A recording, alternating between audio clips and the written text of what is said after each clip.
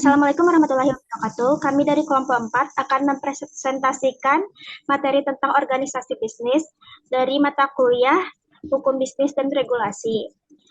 Yang beranggotakan saya sendiri yaitu Irma Yulia dengan NIM 23043017, Nadati Fasya dengan NIM 23043018, Rani Hanifah Alkansa dengan NIM 23043080.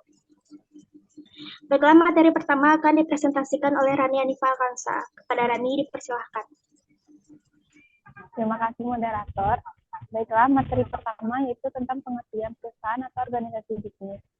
Perusahaan adalah suatu lembaga atau organisasi atau institusi yang didirikan sesuai aturan hukum yang berlaku. Dan adanya orang-orang yang usahanya dikoordinasikan terdiri dari subsistem yang saling berhubungan, bekerja sama sesuai dengan peran dan wilayahnya dalam mencapai tujuan. Organisasi bisnis yaitu suatu organisasi yang melakukan aktivitas ekonomi dan bertujuan untuk menghasilkan keuntungan atau profit. Contohnya yaitu radio. Radio disebut organisasi bisnis karena tujuan ekonominya adalah menghasilkan keuntungan melalui kegiatan penyampaian informasi dan hiburan kepada masyarakat. Selanjutnya, untuk bentuk organisasi bisnis. Yang pertama, perusahaan perseorangan. Perusahaan perseorangan adalah perusahaan yang dikelola atau diawasi oleh satu orang, di mana pengelola perusahaan memperoleh semua keuntungan perusahaan. Tetapi ia juga menanggung semua risiko yang timbul dalam kegiatan perusahaan. Pendirian perusahaan perseorangan tidak diatur dalam KUHD dan tidak memerlukan perjanjian karena hanya didirikan oleh satu orang atau pengusaha saja. Perusahaan perseorangan dibagi dalam dua kelompok, yaitu satu, usaha perorangan berizin, memiliki izin operasional dari Departemen Teknis. Misalnya, bila perusahaan perseorangan bergerak dalam bidang perdagangan, maka dapat memiliki izin seperti tanda daftar usaha perdagangan atau TDUP, surat izin usaha perdagangan atau SIUP. Selanjutnya, usaha perseorangan yang tidak memiliki izin. Misalnya, usaha perseorangan yang dilakukan oleh pedagang kaki lima, toko kelontong, dan lain sebagainya. Ciri-ciri dan sifat-sifat dari perusahaan perseorangan. Yang pertama, relatif mudah didirikan dan juga dibubarkan. Yang kedua, tanggung jawab tidak terbatas dan tidak bisa memiliki harta pribadi. Yang ketiga, tidak ada pajak. Yang ada hanya pungutan dan retribusi. Selanjutnya, seluruh keuntungan dinikmati sendiri. Yang kelima, sulit mengatur roda perusahaan karena diatur sendiri. Yang keenam, keuntungan yang kecil yang terkadang harus mengorbankan penghasilan yang lebih besar. Yang ketujuh, jangka waktu badan usaha tidak terbatas atau seumur hidup. Yang kedelapan, sewaktu-waktu bisa dipindah tangankan. Selanjutnya, bentuk-bentuk organisasi bisnis selanjutnya yaitu firma. Firma adalah bentuk badan usaha yang didirikan oleh beberapa orang dengan menggunakan nama bersama atau satu nama yang digunakan bersama. Dalam firma, semua anggota bertanggung jawab sepenuhnya, baik sendiri-sendiri maupun bersama terhadap utang-utang perusahaan kepada pihak lain. Firma bukan merupakan badan usaha yang berbadan hukum karena, pertama, tidak ada pemisahan harta kekayaan antara persekutuan dan pribadi sekutu-sekutu. Setiap sekutu bertanggung jawab secara pribadi untuk keseluruhan. Tidak ada keharusan pengesahan akta pendirian oleh Menteri Kehakiman dan HAM. Firma berakhir apabila jangka waktu yang ditetapkan dalam anggaran dasar telah berakhir. Selain itu, menurut pasal 26 dan pasal 31 KUHD, firma juga dapat bubar sebelum berakhirnya jangka waktu yang ditetapkan dalam anggaran dasar akibat pengunduran diri atau pemberhentian sekutu. Ciri dan sifat firma adalah yang pertama, apabila terdapat utang yang tak terbayarkan, maka setiap pemilik wajib melunasi utang-utangnya dengan harta pribadi. Kedua, setiap anggota firma memiliki hak untuk menjadi pemimpin. Yang ketiga, seorang anggota tidak berhak memasukkan anggota baru tanpa seizin anggota yang lainnya. Yang keempat, keanggotaan firma melekat dan berlaku seumur hidup. Yang kelima, seorang anggota mempunyai hak untuk membubarkan firma. Yang keenam, pendiriannya tidak mengumpulkan akta pendirian. Yang ketujuh, tidak memperoleh kredit usaha. Selanjutnya yaitu CV atau perseroan komanditer, adalah persekutuan yang didirikan oleh beberapa orang yang menyerahkan dan mempercayakan uangnya untuk dipakai dalam persekutuan. Para anggota persekutuan menyerahkan uangnya sebagai modal perseroan dengan jumlah yang tidak perlu sama sebagai tanda keikutsertaan di dalam persekutuan. Berakhirnya CV diatur dalam pasal 31 KUHD, yaitu berakhirnya jangka waktu yang ditetapkan dalam anggaran dasar atau akta pendirian. CV berakhir sebelum jangka waktu yang ditetapkan akibat pengunduran diri atau pemberhentian sekutu. Akibat perubahan anggaran dasar akta pendirian, di mana perubahan anggaran dasar ini mempengaruhi kepentingan pihak ketiga terhadap CV. Ciri dan sifat CV adalah: yang pertama, sulit untuk menarik modal yang telah disetor. Yang kedua, modal besar karena didirikan dari banyak pihak. Yang ketiga, mudah mendapatkan kredit pinjaman. Yang keempat, ada anggota aktif yang memiliki tanggung jawab tidak terbatas dan ada yang pasif tinggal menunggu keuntungan. Yang kelima, relatif mudah untuk didirikan. Dan yang keenam, kelangsungan hidup perusahaan CV tidak menentu. Baiklah, sekian dari presentasi saya kembalikan ke moderator. Terima kasih kepada Rani. Materi selanjutnya yang akan disampaikan oleh saya sendiri, itu tentang perseroan terbatas. Perseroan terbatas atau PT adalah suatu badan hukum untuk menjalankan usaha yang memiliki modal terdiri dari saham-saham yang pemiliknya memiliki bagian sebanyak saham yang dimilikinya. Karena modalnya terdiri dari saham-saham yang dapat diperjualbelikan, perubahan kepemilikan perusahaan dapat dilakukan tanpa perlu membubarkan perusahaan. Yang kedua, apabila perusahaan mendapatkan keuntungan, maka keuntungan tersebut dibagi sesuai dengan ketentuan yang telah ditetapkan. Pemilik saham akan memperoleh bagian keuntungan yang disebut dividen, yang besarnya tergantung pada besar kecilnya keuntungan yang diperoleh perseroan terbatas. Ciri dan sifat dari perseroan terbatas adalah: 1. Kewajiban terbatas pada modal tanpa melibatkan harta pribadi. 2. Modal dan ukuran perusahaan besar. 3. Kelangsungan hidup perusahaan PT ada di tangan pemilik saham. 4. Dapat dipimpin oleh orang yang tidak memiliki bagian saham. 5. Kepemilikan mudah berpindah tangan. 6. Mudah mencari tenaga kerja untuk karyawan atau pegawai. 7. Keuntungan dibagikan kepada pemilik modal atau saham dalam bentuk dividen. 8. Kekuatan dewan direksi lebih besar daripada kekuatan saham. 9. Sulit untuk membubarkan PT. 10. Pajak berganda pada pajak penghasilan atau PPh dan pajak dividen. Selanjutnya itu koperasi. Koperasi adalah organisasi bisnis yang dimiliki dan dioperasikan oleh seorang demi kepentingan bersama. Menurut Undang-Undang Nomor 25 Tahun 1992, koperasi adalah badan usaha yang beranggotakan orang-orang atau badan hukum koperasi yang melandaskan kegiatannya pada prinsip koperasi sekaligus sebagai gerakan ekonomi rakyat yang berdasarkan atas asas kekeluargaan. Status badan hukum koperasi diperoleh setelah memperoleh pengesahan dari pemerintah atau Menteri Koperasi. Modal koperasi terdiri dari: yang pertama, modal sendiri dapat berasal dari simpanan pokok, simpanan wajib, sumbangan sukarela, hibah, dan dana cadangan sisa hasil usaha.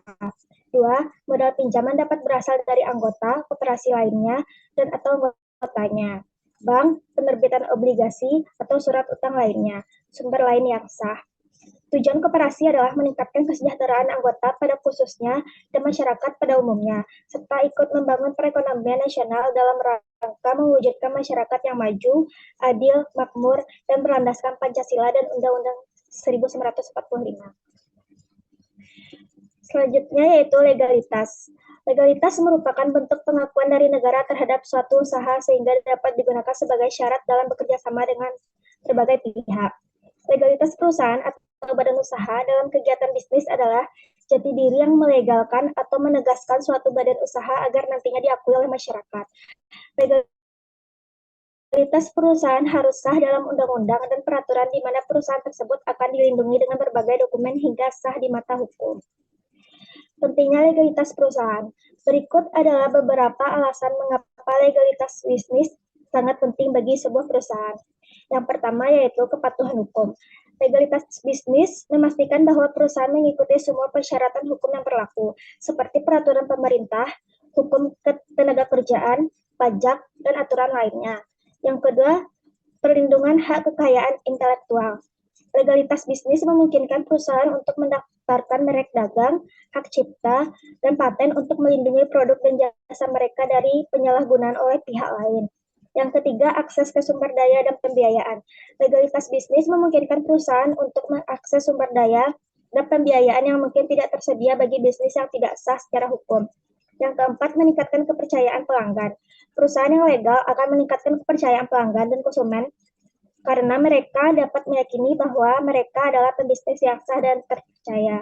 Yang kelima, menghindari risiko hukum. Legalitas bisnis membantu perusahaan menghindari risiko hukum yang berpotensi merugikan bisnis. Dokumen legalitas perusahaan. Satu, akta pendirian perusahaan. Akta pendirian perusahaan adalah sebuah bukti yang dikeluarkan oleh notaris sebagai tanda legalnya sebuah perusahaan yang didirikan. Dokumen ini berisi identitas pendirian dari perusahaan, foto, alamat, kesepakatan ketika mendirikan perusahaan atau bisnis, serta modal awal yang digunakan untuk mendirikan perusahaan.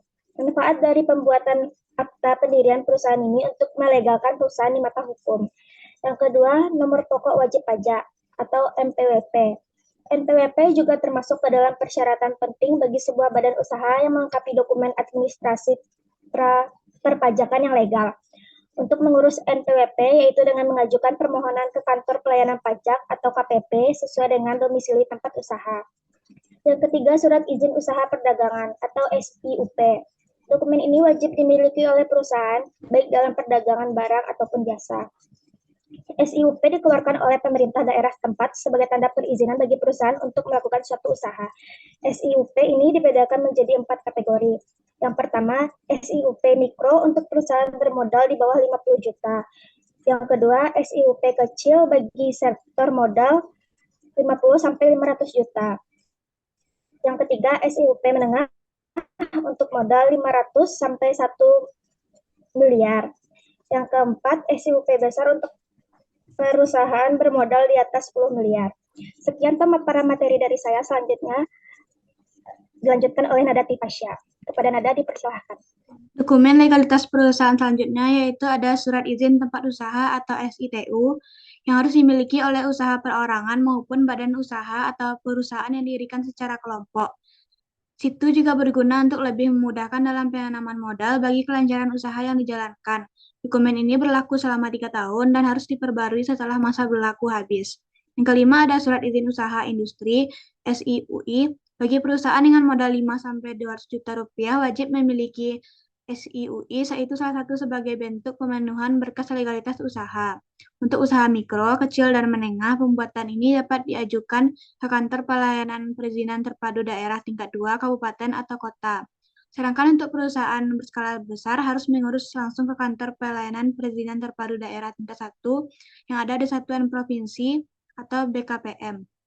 Yang keenam ada surat keterangan domisili perusahaan atau SKDP. Dalam kelengkapan pencatatan legalitas perusahaan juga membutuhkan surat keterangan domisili perusahaan. Untuk kelengkapan dapat diurus dan diajukan setelah perusahaan sudah memperoleh akta perusahaan. SKDP ini juga memiliki batas waktu berlaku untuk perusahaan yang berdomisili di bangunan kantor bersama, yaitu harus memperbarui SKDP setiap 5 tahun sekali. Sedangkan untuk virtual office yaitu harus berbaru setiap 1 tahun sekali.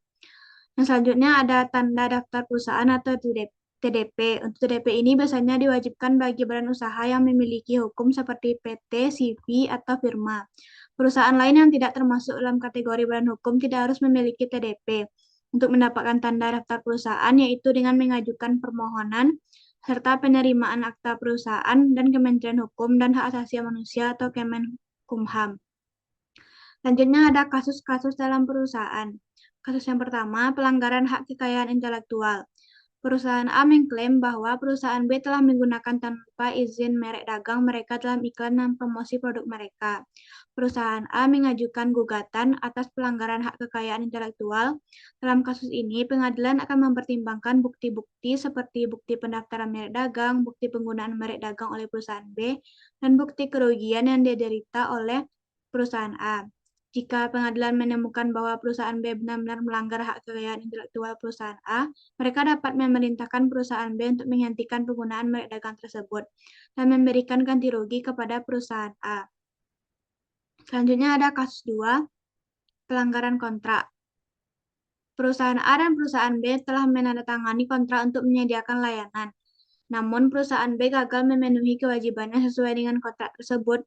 Perusahaan A mengajukan gugatan atas pelanggaran kontrak. Dalam kasus ini, pengadilan akan memeriksa isi kontrak, bukti pelanggaran oleh perusahaan B, dan bukti kerugian yang diderita oleh perusahaan A akibat pelanggaran tersebut. Jika pengadilan menemukan bahwa perusahaan B benar-benar melanggar kontrak, mereka dapat memerintahkan perusahaan B untuk membayar ganti rugi kepada perusahaan A sesuai kerugian yang diderita. Selanjutnya ada kasus ketiga, pelanggaran hak lingkungan. Perusahaan A diduga melakukan pencemaran lingkungan dengan membuang limbah berbahaya ke sungai yang berdekatan.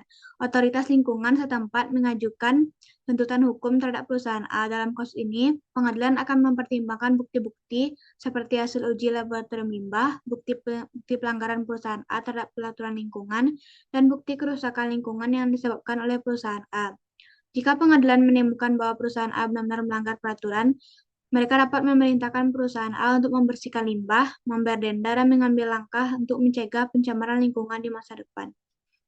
Sekian dari saya kembalikan kepada moderator. Terima kasih kepada Nada. Sekian presentasi dari kelompok 4. Apabila ada kesalahan kata dan perbuatan, warahmatullahi wabarakatuh.